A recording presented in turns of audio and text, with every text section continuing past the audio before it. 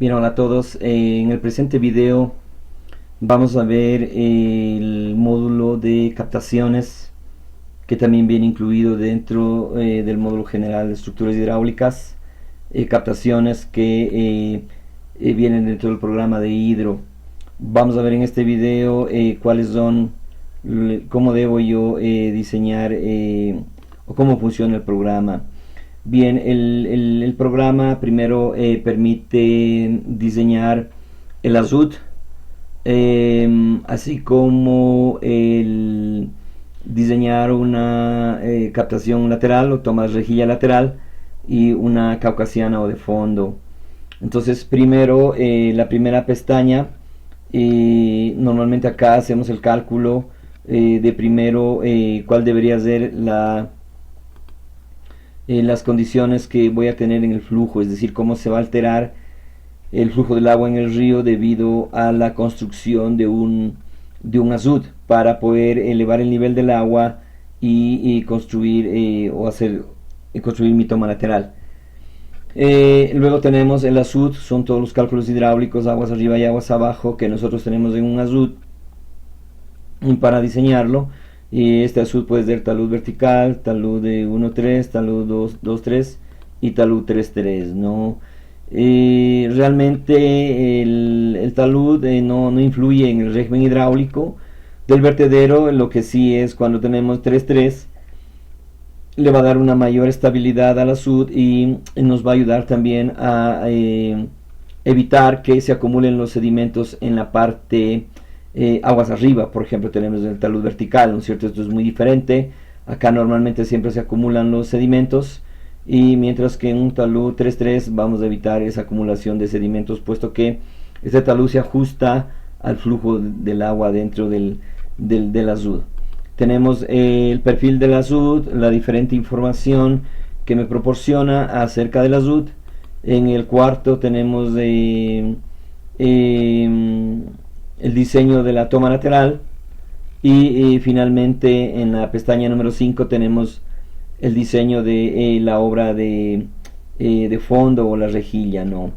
Bien, entonces vamos a empezar primero por la altura del azud. Entonces yo normalmente me da la opción de abrir azud para ir calculando los diferentes parámetros, ¿no? Entonces me da la opción de guardar, de abrir o guardar, ¿no? Porque el diseño hidráulico de una captación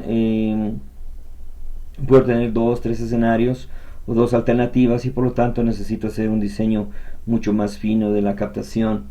Entonces acá vamos a ver nosotros en la parte derecha tenemos la información como el caudal máximo, caudal mínimo, la pendiente longitudinal del cauce, la rugosidad del manín, el ancho del río, el ancho del azud que yo quiero considerar. Este es el ancho del río y este es el ancho del azud.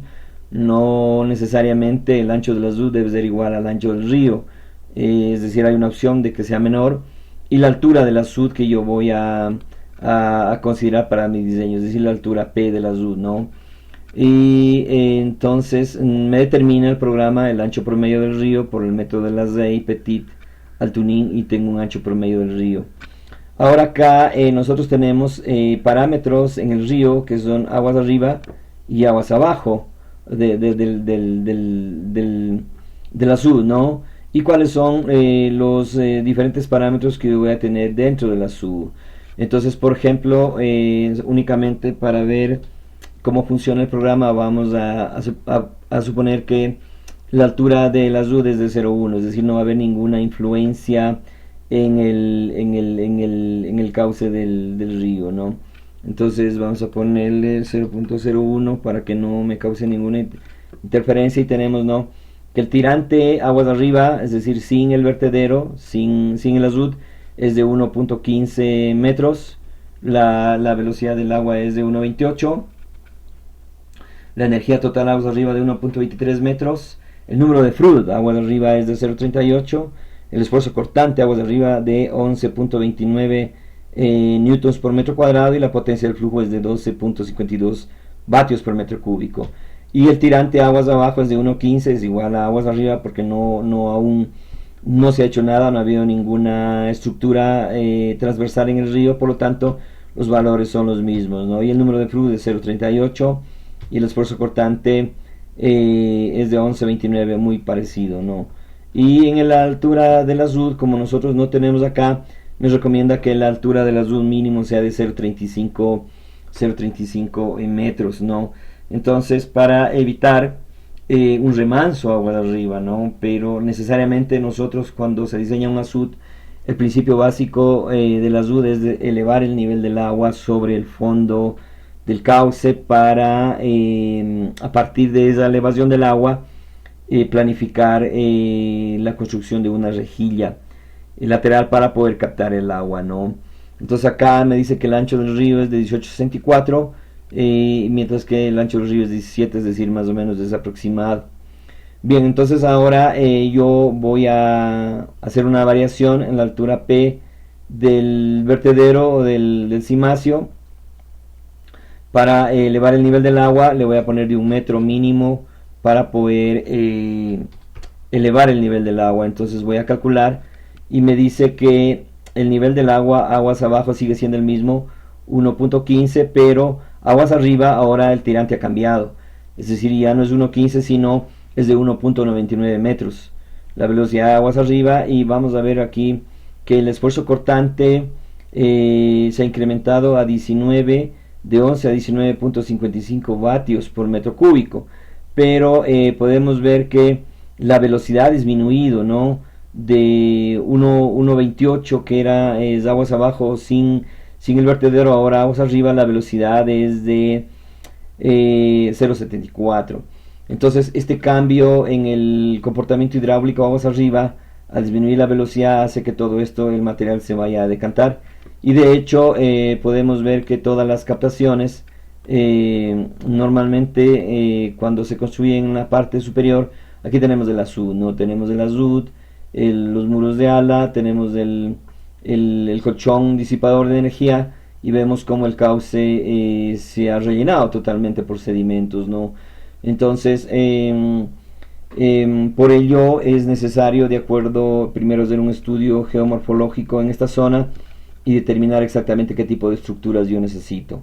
Estas obras funcionan de una manera impresionante en ríos de baja pendiente o ríos planos o casi planos. Entonces ahí me trabajan de una manera ideal y no hay acumulación de sedimentos de aguas de arriba. Mientras que en regiones montañosas, si bien es cierto, toda la rejilla debe haber una operación anual permanente después de cada invierno para remover todo el material sedimentado, pero normalmente eso no sucede, ¿no? Entonces la rejilla termina funcionando como un orificio sumergido, pero parcialmente total toda su superficie, debido a que parte de los cantos rodados llegan a ocupar llegan a disminuir el área neta o el área efectiva de la rejilla, ¿no? Luego pues lo mejor es una vez que tengamos la rejilla, tener un desarenador inmediatamente calculado acá, ¿no? Sin embargo, acá se recomienda, digamos, incluir las dos pantallas de ingreso y de salida que están descritas en el módulo del diseño desarenador, ¿no? Y en esta parte pues va construido el vertedero de excesos para evitar que caudales superiores pasen hacia el canal o una red de tuberías. Entonces, de esta manera nosotros podemos ver en planta como ya si el ancho del río ha sido de 17 metros, ahora nosotros vamos a hacer un azud de 12 metros y vamos a calcular la carga hidráulica y el diseño del azud para estas condiciones, ¿no? Pero el 12 metros es solo el ancho del azud, no más todas las estructuras que se necesita. Normalmente se deja una compuerta para el lavado del material que se acumule aguas arriba, entonces necesitamos de un dimensionamiento de esta compuerta. Luego tenemos el desarenador, tenemos la captación, que es la ventana de captación lateral. Es decir, hay muchas configuraciones de la toma lateral, es bien difícil que exista un solo diseño, un solo modelo, pero acá tenemos un diseño eficiente, tenemos el vertedero de excesos, el canal de salida y directamente la compuerta de lavado y el canal de la transición y el canal de salida. Entonces acá nos muestra una pantalla de mensajes que nos dice, por ejemplo, los cálculos hidráulicos, nos indica que el azud producirá un remanso aguas arriba y el número de Froude es menor a 0,45 K. Es decir, cuando yo diseño una estructura, un azud, una toma, una compuerta, lo que quiera que sea, el número máximo de Froude que debe haber en esta estructura hidráulica debe ser menor o igual a 0,45. Entonces vamos a ver en el azud el número de Froude es de 0,24, es decir, no tenemos ningún problema dentro respecto del agua dentro de la estructura hidráulica que es del azud, ¿no? Y el muro de ala superior aguas arriba y el muro de ala aguas abajo. Bien, una vez que nosotros hemos calculado ya el remanso, todo lo que me va a producir arriba, entonces ahora nos vamos al cálculo del azud. Entonces el azud yo puedo escogerlo, como les comenté anteriormente, un talud vertical, que es el más común, el más utilizado. En ríos de montaña, si bien es cierto, no funcionan de la manera prevista en sus diseños originales los azudes, pero en cambio me ha producido un efecto beneficioso que no fue analizado en el momento de diseño. Lo que hace normalmente un azud en un río es subir el nivel del cauce aguas arriba, ¿no es cierto? Y no permite que se erosione ese cauce o que se siga profundizando. Normalmente en ríos de montaña siempre con el paso del tiempo se van profundizando hasta que llegan a formar unos grandes cañones, pero estas estructuras lo que han hecho es evitar o siempre me han mantenido el nivel del cauce aguas arriba del azud en forma permanente a lo largo del tiempo.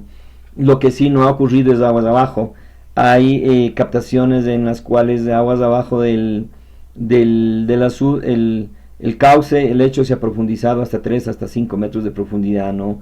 Entonces esto necesita de una reconfiguración que puede hacer unas caídas, pero siempre es importante seguirlo manteniendo. Entonces este tipo de estructuras nos han dado un beneficio muy grande en los ríos, ¿no? Normalmente si no hubieran este tipo de estructuras y hubieran, por ejemplo, solo captaciones directas, esas captaciones cada vez necesitan reubicarse o reconstruirse porque el lecho del fondo cada vez se sigue profundizando. Entonces este ha sido un efecto benéfico desde el punto de vista de el manejo de conservación de suelos y aguas que debe haber dentro de una cuenca hidrográfica. Bien, entonces acá tenemos los datos: carga hidráulica en el azud H sub 1, la carga hidráulica H, que es igual a la carga hidráulica menos la energía cinética. Tenemos el coeficiente C para el caudal máximo, el caudal que está pasando sobre el azud, la relación pH, porque tenemos que saber cuál es la relación pH, la velocidad de acercamiento V sub 0 hacia el azud, la velocidad en la cresta del azud, tenemos la velocidad crítica que yo voy a tener en el azud, la altura H total, ¿no? H, y la altura total T que yo voy a tener aguas de arriba. Luego tenemos el tirante conjugado Y sub 1, esto es el salto hidráulico, la velocidad en Y sub 1, el tirante conjugado Y sub 1, el número de Froude en Y sub 1, la energía en Y sub 1, el tirante conjugado Y sub 2 ya una vez que se ha disipado la energía, la velocidad en Y sub 2 y el número de Froude en Y sub 2 y la energía total que yo tengo en E2, el tirante del dentellón, el tirante sobre el dentellón Y, la energía en el dentellón y el tirante del río, ¿no? Y acá pues hay una condición de diseño que el tirante de agua en el dentellón debe ser menor o igual al tirante en el río para evitar tener un salto hidráulico rechazado, que se nos salga fuera de la poza de amortiguamiento del cuenco amortiguador. Luego tenemos la profundidad de la poza que yo debo normalmente considerar para disminuir el tirante Y sub 2, es decir, cuando el tirante Y sub 2 es mayor al tirante del río, lo que yo voy a tener es que el salto hidráulico va a tener una longitud mayor a la calculada y me va a erosionar aguas abajo del dentellón. Entonces yo logro reducir el tirante Y sub 2 simplemente profundizando la poza de amortiguamiento. El desnivel de cota, es decir, el desnivel que debe haber desde este punto hasta la altura del dentellón. La altura P sub 2 es ya por efectos de determinar la sumergencia del vertedero aguas abajo. Tengo dos factores que yo debo considerar cuando diseño un azud. el factor H2 sobre Y sub 1 debe ser menor o igual a 0,3 para asegurar una descarga libre, es decir, la descarga que exista aguas abajo del azud debe ser una descarga libre, y el factor P sub 2 sobre H es igual a H sub 1, que debe ser, son factores de diseño, y el caudal de salida, ¿no? Es decir, debemos asegurarnos que el caudal de salida en Y sub 2 es igual al caudal de entrada. Eso nos asegura que exista flujo libre. La presión en la cresta, es decir, acá nosotros tenemos que conocer la presión hidrostática en la cresta, debemos conocerla para saber o variar los diferentes parámetros hidráulicos para evitar cavitación en la cresta del azud.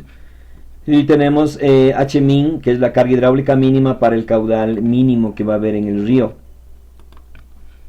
Y la longitud del azud, LSUA, ¿no es cierto? La longitud propiamente dicha del azud, y la longitud de la poza que debe tener para amortiguar el salto hidráulico. Bueno, hoy en día existen otro tipo de estructuras hidráulicas que consisten en profundizar simplemente acá aguas abajo, y simplemente eliminar la energía en un pozo, y de ahí evitar, digamos, construir todo este zampeado o colchón que normalmente tiene algunos metros de longitud, y eso en costos tiene algunos valores significantes. Entonces vamos a escoger para el diseño un talud vertical, ¿no? Que es lo que normalmente se utiliza. Y vamos a tener acá que me dice que la carga hidráulica es de 0.975, es decir, H1 sobre esta cresta del vertedero va a ser de 1.975, la carga hidráulica H es de 0.9, la carga de velocidad es de 0.06, el coeficiente de descarga es de 2.164, y el caudal del azud es de 24.99 metros cúbicos, y nosotros habíamos previsto un cálculo de 25 metros por segundo, de tal manera que no va a haber ningún problema, es decir, el coeficiente de descarga es lo suficientemente alto como para permitir que me permita descargar los 25 metros cúbicos por segundo. La relación pH sub 1 es de 1,026, es decir, P dividido por H sub 1 es de 1,26, la velocidad de acercamiento es de 1,08 metros por segundo, la velocidad en la cresta del azud es de 2.27, y la velocidad crítica, es decir, es para Y crítica, es de 2.73 metros por segundo. En este caso, la velocidad del agua ha sido menor a la velocidad que existe en la cresta, por lo tanto no voy a tener problemas por temas de velocidades en la cresta del azud, ¿no? La altura H, que es desde este punto, es decir, desde la cota superior hasta la línea de energía, es de 1.975 metros, y la altura total T sub 2 desde el espejo de aguas arriba hasta el nivel de cota, ¿no? De acá abajo del dentellón, es de 2.67 metros. El tirante conjugado Y sub 1 es de 0.32 metros, 0.32 metros voy a tener acá. La velocidad es de 6.4 metros por segundo. El número de fluidos es de 3.6. La energía en Y sub 1 es de 2.44 metros. El tirante conjugado Y sub 2 es de 1.825. La velocidad es de 1.14 y el número de fluidos es de 0.27, es decir, ya se ha disipado la energía. La energía en Y sub 2 es de 1.89 y el tirante en el dentellón es de 1.125, ¿no? Y la energía en el dentellón de 1.30. Y vemos que el tirante en el río es de 1.15 metros. Por lo tanto, vemos que la condición Y sub D, que es el tirante en el dentellón de 1.125, Y es menor que Y sub N, que es Y sub N. Por lo tanto, yo me aseguro de que el salto hidráulico se va a... la energía se va a eliminar dentro del colchón o dentro del cuenco que se ha calculado, ¿no? Porque 0.125 es menor a 1.15 y no va a tener ningún problema. Si yo quiero asegurarme un poquito más, entonces le voy a dar una diferencia de la profundidad del colchón es de 0.7 metros, ¿no? 0.70 centímetros. Yo tengo acá, vamos a suponer que yo tengo 0 de profundidad y vamos a calcular. Entonces vamos a ver que el tirante en el dentellón es de 1.7, el tirante en el dentellón es de 1.7 y el tirante en el río es de 1.15. Eso significa que el salto hidráulico va a ocurrir fuera del dentellón, ¿no? Y nos va a causar erosión aguas abajo. Entonces yo tengo que profundizar el colchón hasta llegar, hasta que la energía sobre el tirante, sobre el dentellón, sea menor o igual a ISUN. Entonces en este caso vamos a poner 0.7 como estaba en el diseño preliminar, y vamos a ver ahora que ya tenemos 1.125 es menor de 1.5. Entonces quiere decir que el dentellón, todo el salto hidráulico toda la energía se va a disipar dentro del colchón, y de ahí vamos a tener un flujo normal aguas abajo. Entonces la profundidad de poza es la recomendada, el desnivel, la altura P sub 2 de 1, la carga hidráulica es de 0.30, el factor H sub 2 sobre H sub 1 debe ser menor o igual a 0.3, en este caso 0.3, lo cual nos asegura que va a haber un poquito no va a haber, digamos, la descarga no va a ser totalmente libre, va a haber un poquito va a ser una descarga un poquito ahogada, ligeramente ahogada, de tal manera que el caudal es de 24.79, ¿no? Lo que yo debo hacer es simplemente ya ubicar acá la diferencia de cota, es decir, ya debo profundizar el cauce acá, y vamos a suponer que voy a tener unos 0.50 centímetros de aguas abajo, y entonces ahí yo ya no tengo ningún problema, es decir, he profundizado el cauce aguas abajo, y ahora ya tengo que la relación H2 y H1 es de menos 0.15, lo cual me garantiza una descarga libre para la crecida. Y la presión en la cresta es de menos 0.125 metros, quiere decir que va a haber un poquito de cavitación, aunque la cavitación normalmente se produce a menos 3, menos 4 metros, pero sin embargo ya debo tener en cuenta de que voy a tener una presión negativa justo cuando ocurra esta crecida, ¿no? Y la carga hidráulica mínima para el caudal mínimo es de 18 centímetros, y la longitud de la azud es de 2.20 metros, y la longitud de la poza de 9.3 metros. Entonces yo necesito tener estos datos para poder determinar el azud. Entonces bajo estas condiciones yo ya he ajustado el diseño de la poza, del cuenco amortiguador. Ahora voy a ver los diferentes valores que debe tener el colchón, ¿no? Y el enrocado aguas arriba y aguas abajo, entonces tengo que la longitud del enrocado aguas arriba es de 2.44 metros, es decir, aguas arriba de esta estructura hidráulica yo debo hacer un enrocado de la azud de 2.44 metros para proteger y evitar la erosión, y aguas abajo de 3.64 metros, quiere decir que de aquí este enrocado es de 3.64 metros. La profundidad del enrocado es de 1.30 metros, el diámetro de la piedra del enrocado es de 0.77 metros, si tiene 30, es decir, con dos piedras grandes, debo ubicar acá de 0.80 metros de diámetro para evitar que sea erosionada por la velocidad del agua que se va a producir en ese sector.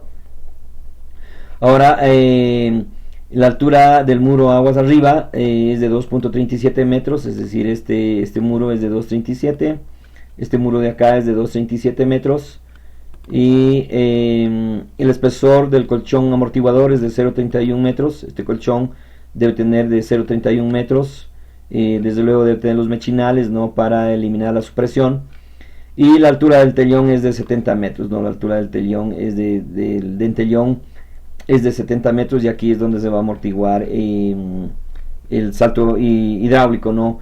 También puede tener aquí un talud ligero para evitar que se acumulen los sedimentos, aunque debido a la disipación de la energía normalmente no se depositan los sedimentos de aquí en invierno.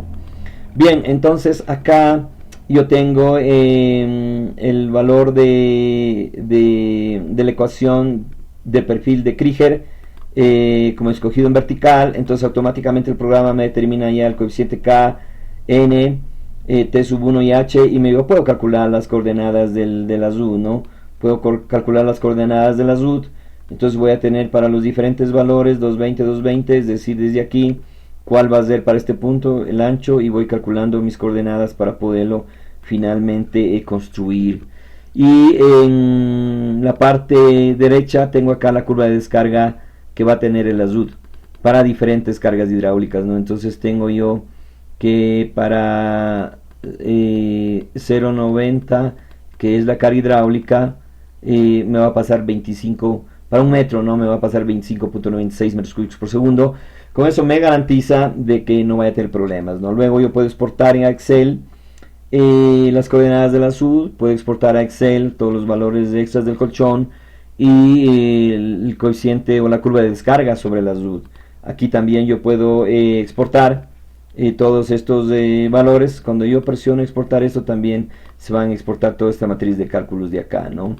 Entonces vamos a exportar los valores y así yo puedo ir haciendo el diseño hasta que me encuentre o mi diseño haya encontrado un punto de equilibrio, ¿no? Y yo lo pueda comprobar que este diseño me va a funcionar hidráulicamente. Una vez realizado el diseño hidráulico, pues ya viene el diseño de la estructura para evitar el volcamiento, ¿no? Y todas los demás cálculos que deben hacerse ya desde el punto de vista de civil. Bien, entonces vamos a ver ahora el ejemplo que yo voy a hacer una toma lateral, en donde tengo la rejilla, tengo un desripiador, tengo un vertedero de excesos, una transición y el canal de salida. Entonces acá tengo en perfil, tengo acá es de la SUD está acá al frente, frontalmente, P, la altura P. Tengo la altura de la rejilla H sub n, las diferentes profundidades dentro del desarenador, y tengo la salida del canal, ¿no? Entonces yo acá tengo 5 secciones. Sección es sub 1, aguas arriba de la rejilla. Sección es sub 2, aguas abajo de la rejilla. Sección 3, justamente aguas abajo del desripiador. Sección 4 es aguas justamente donde se termina la transición. Y sección 5 ya el canal que está en la captación, ¿no? Entonces vamos a abrir boca toma lateral. Abrimos boca toma lateral y vamos a cargar los datos, ¿no? Entonces ya por default me calcula que la carga hidráulica máxima es de 0,97 y la mínima de 0,18. Entonces la altura P, el ancho del desripiador con el cual yo voy a jugar con estos valores, la longitud del desripiador. No nos olvidemos que velocidades de 0,2 a 0,3 metros por segundo son suficientes para eliminar el ripio o el material grueso. Tengo el tirante del canal aguas abajo, tengo la pendiente del canal longitudinal, la rugosidad de Manning en el canal, la solera del canal, el ancho, ¿sí? Y el caudal de la captación, es decir, cuánto quiero yo captar. Es decir, ya con fines de riego, con agua potable o cualquier otro propósito que sea, yo necesito ya decirle al programa qué caudal yo deseo captar. Me impongo una pérdida de carga en la rejilla, una longitud de la transición ajustada, el nivel del desripiador, es decir, P sub 3, P sub 2, cuánto voy a profundizar el nivel de salida del desripiador, el alto de la rejilla, la altura de la rejilla, P es este valor de aquí, el alto de la rejilla, la altura de sumersión, es decir, bueno, hay algunos diseñadores que debe haber una altura de sumersión entre la cresta de la SUD y una altura mínima para asegurar siempre un flujo del agua, pero hay otros diseñadores que normalmente hacen coincidir la parte superior de la rejilla con la cresta de la SUD, ¿no? Pero eso ya depende de cada diseñador. La separación entre barrotes que va a tener acá, el ancho del barrote, el factor del barrote y el ángulo de la rejilla, ¿no? Es decir, si es vertical o tiene alguna inclinación. Entonces vamos a calcular y acá nos va a dar el ancho neto de la rejilla, el ancho total de la rejilla ya incluyendo los hierros, el tirante H sub n. H sub n es la carga hidráulica de salida en el desripiador, la pérdida de carga en la rejilla en milímetros, el caudal máximo en la rejilla para la máxima carga hidráulica, ¿sí? El tirante conjugado dentro del desripiador, la longitud del desripiador. Entonces normalmente la longitud del desripiador debe ser igual o ligeramente superior a la longitud del salto hidráulico. Y luego tenemos el tirante Y sub 2, la velocidad en 2, en el punto 2, sección 2, ¿no? La velocidad en 2, tenemos la pérdida de carga en el desripiador, Este programa calcula todas las pérdidas de carga de ingreso en la rejilla, en la salida, en el derripiador, en la transición. Me va sumando las pérdidas de carga para a la final conocer cuál es la energía total que yo dispongo en el canal, ¿no? Normalmente acá yo diseño o tengo que verificar que las energías que yo necesito desde el canal deben ser igual o ligeramente superior a aguas arriba para asegurar que exista o pueda fluir el caudal que yo he diseñado. Si la energía en este punto es menor a la de la energía que yo necesito en el canal, obviamente no se va a poder captar el caudal de diseño que se requiere. Entonces yo tengo que ver acá simplemente cuáles son las energías que yo dispongo en los diferentes puntos. Entonces yo tengo la energía 4, la energía es de 0.8659, la energía en el punto 3, es decir, a la salida del ripiador es de 0.8763, como es mayor a 0.87 no hay problema, me asegura que va a haber un flujo del ripiador a la transición y de la transición al canal. Luego tengo la energía en el punto E sub 2, es decir, aguas abajo de la rejilla, que es de 0.87. Y la energía en E sub 1, en la sección 1, es de la rejilla, es de 0.93. Por lo tanto, al ser mayor la energía en 0.93, 0.87, 0.876 y terminar con 0.86 me asegura y me garantiza que va a haber flujo a través de las rejillas y se va a captar el 1 metro cúbico por segundo. Ahora, la energía que se dispone aguas arriba es de 1.01 metro, que es mayor a los 0.93 metros que nosotros necesitamos. Por lo tanto, nosotros tenemos que verificar que la condición de diseño sea mayor a la energía disponible sea mayor a la energía requerida, ¿no? Y el P sub 3, la profundidad mínima de P sub 3 es de 0.37 metros, ¿no? Y yo tengo que la altura Y sub 2 es de 1 metro más los 0.30 que yo tengo de profundidad, entonces voy a tener 0.7 y este tirante es menor al tirante de agua que yo tengo en el canal de 0.8, ¿no? Entonces diseño igual que el azul.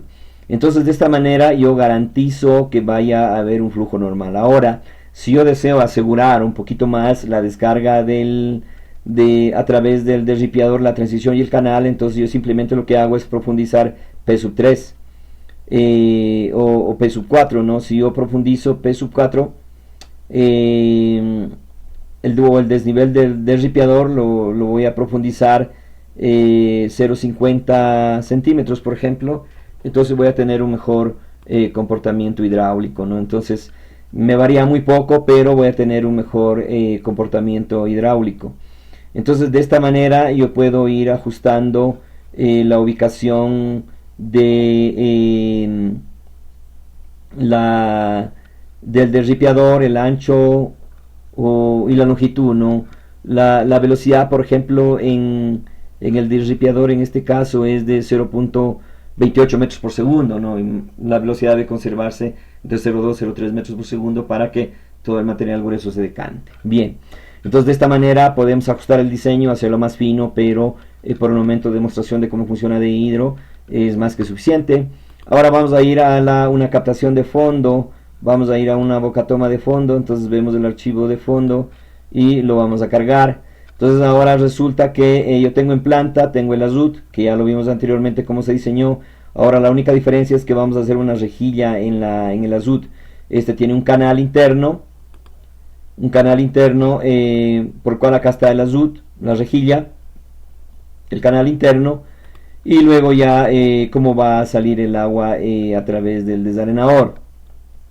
Este método calcula por el método de la GTZ, que es un método que se basa en calcular la carga hidráulica disponible sobre el azud como la carga crítica o I sub C, ¿no? Que normalmente para condiciones de verano, que es cuando va a funcionar el canal, siempre se va a cumplir este principio, es mucho más fácil, ¿no? Entonces la carga hidráulica máxima y mínima son ya las calculadas en un principio en el azud. La longitud de la rejilla que nos hemos impuesto para calcular el metro cúbico por segundo es de 5 metros. La pendiente del canal interno, esta pendiente del canal es de 20 metros por cada 1000 metros. y la rugosidad de Manning del canal, ¿no? Entonces luego tenemos que ver el ancho de la rejilla es de 1.2 metros, el ancho de la rejilla es de 1.2 metros, y la solera del canal es de 0.8, la solera del canal ajustado, BSD es de 0.8, y luego viene la información que ya debe tener sobre la rejilla, que es la separación de barrotes, el ancho del barrote y el factor del barrote, ¿no? Y el ancho, el ángulo de inclinación de la rejilla que va a tener, ¿no? Es decir, 5 grados, este ángulo. Entonces vamos a calcular, y me dice que la carga hidráulica máxima, el caudal captado es de 1.40 metros cúbicos por segundo, y el caudal máximo para la crecida máxima va a ser de 3 metros cúbicos por segundo. Entonces yo tengo que diseñar el vertedero de excesos para eliminar la diferencia entre el caudal de riego y el caudal de exceso, ¿no? El caudal de exceso, que es de 1.6 metros cúbicos por segundo. La longitud de la rejilla es de 5 metros y el ancho de la rejilla mínimo que me recomienda acá es de 0.85, ¿no? De tal manera vamos a ajustarlo a 1.20 para que nos dé justamente el caudal de riego. En este caso es 1.169. Vamos a ver qué pasa si yo hago mi rejilla de 4 metros. Y tenemos ya 0.935, lo vamos a dejar en 5 metros y por 1 metro, y vamos a tener 1.16. Vamos a calcular a 0.9 y ya tenemos 1.16, 0.9, tenemos 1.052, ¿no? Y podemos ir ajustando hasta llegar a obtener el caudal de diseño. 0.935 ya no nos sirve, 0.85 que es del área efectiva, ¿no? 0.86, etcétera, etcétera. Vamos a dejar en 0.9 por demostración. Entonces me va a captar 1.05, ¿no? Entonces la longitud de la rejilla es de 5 metros, la longitud de la rejilla es de 5 metros y el ancho es de 1 metro. Esto de 0.9, ¿no? Esto me garantiza que por aquí en condiciones de verano me va a captar 1 metro cúbico por segundo, ¿no? 1 metro cúbico por segundo voy a captar acá. Lo que yo debo asegurar que el flujo en esta sección debe tener máximo un número de Froude de 0.8. Con eso me garantiza de que no voy a llegar a flujo crítico, ¿no? Entonces el tirante en el colector es de 0.578, el tirante en el colector es de 0.578, es Y. La solera del canal es de 0.90, la solera del canal es de 0.90, acá tenemos la solera del canal, tenemos de 0.8, vamos a ajustar a 0.90 y ya tenemos, ¿no? Entonces a 0.90 y tengo un tirante de 0.51, entonces yo tengo que verificar que esta profundidad ISUN y el ancho o la solera del canal tengan los valores adecuados para que no vaya a disminuir el caudal dentro de la estructura. El número de Froude en el canal colector es de 0.975, es decir, es debido a la pendiente, pero nos permite obtener o captar ese caudal, ¿no? Y la solera debe ajustarse a 0.99 y hasta la altura inicial del canal aquí, esta altura inicial debe ser de 0.64 metros y la altura final del canal aquí en este punto, H sub C, debe ser de 0.74 metros. Entonces el ancho es de 0.90, con eso yo garantizo que por esta rejilla se vaya a captar 1 metro cúbico por segundo, ¿no? Como vemos acá, siempre la rejilla debe estar a cierta profundidad, 10 o 20 centímetros, mínimo 10 centímetros sobre la cresta general del resto del azul. Con eso yo garantizo de que todo el tiempo vaya a haber agua sobre la rejilla. Bien, entonces de esta manera hemos visto de forma general cómo yo puedo calcular una bocatoma lateral y una bocatoma de fondo. Toda esta información se encuentra disponible dentro de el programa de Hydro. Bien, muchas gracias.